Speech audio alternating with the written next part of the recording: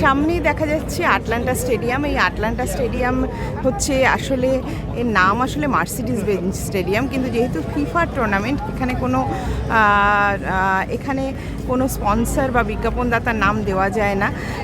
এবং এখানে এই ঠিক এই দিকটায় আমি দেখাচ্ছি, এর ঠিক এই দিকটা হচ্ছে, এটাকে বলে মার্তা মানে হচ্ছে মেট্রো থেকে ঝাঁকে ঝাঁকে খালি আর্জেন্টিনার জার্সি গায়ে মানুষ বেরিয়ে আসছেন এবং প্রায় সবার গায়ে মেসির নাম লেখা জার্সি। আসলে একে একে বিদায় নিয়েছেন Cristiano Ronaldo, Neymar, Luka Modric, এরা সকলেই তারকারা। এখন সবার আশা একমাত্র মেসিকে ঘিরে। এখন বাজে সকাল 9টা, দুপুর 12টায় ম্যাচ, কিন্তু এর মধ্যেই চারিদিকে মানুষ আর মানুষ। এবং ফ্যান পার্কে যাওয়ার রাস্তা ধরেছেন সকলে। মাঠে ঢোকার আগে ফ্যান পার্ক ঘুরে যাবেন।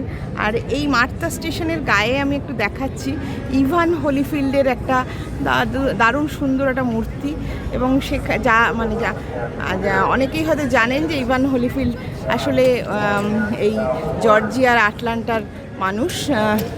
আর এই স্টেডিয়ামটা একটা দারুণ ব্যাপার হলো যে এই স্টেডিয়ামটা সবথেকে কনভিনিয়েন্ট, মানে সবথেকে সুবিধাজনক জায়গায় স্টেডিয়ামটা। এর ঠিক বাইরেই প্রথমত তো মার্তা স্টেশন আছে, আর দ্বিতীয় কথা হচ্ছে এর আশেপাশে এই যে আমি দেখানোর চেষ্টা করছি জর্জিয়া ওয়ার্ল্ড কংগ্রেস সেন্টার, অন্য দিকটায় আছে CNN এর অফিস।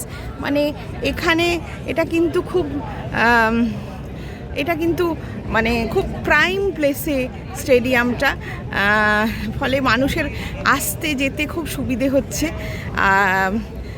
এখন সকলেরই অপেক্ষা যে মেসিরা আজ মোহাম্মদ সালাহর এগেনস্টে, টিমের এগেনস্টে, ইজিপ্টের এগেনস্টে কী করেন, সেদিকেই তাকিয়ে সকলে।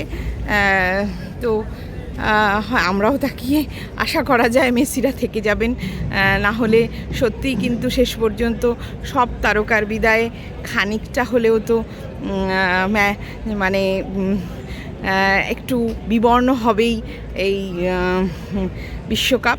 যদিও নতুন দেশ উঠে আসাটাও খুব জরুরি, সেটা হয়তো আমরা দেখতে পাবো। দেখা যাক আজ কি করেন মেসি এবং তার আর্জেন্টিনা।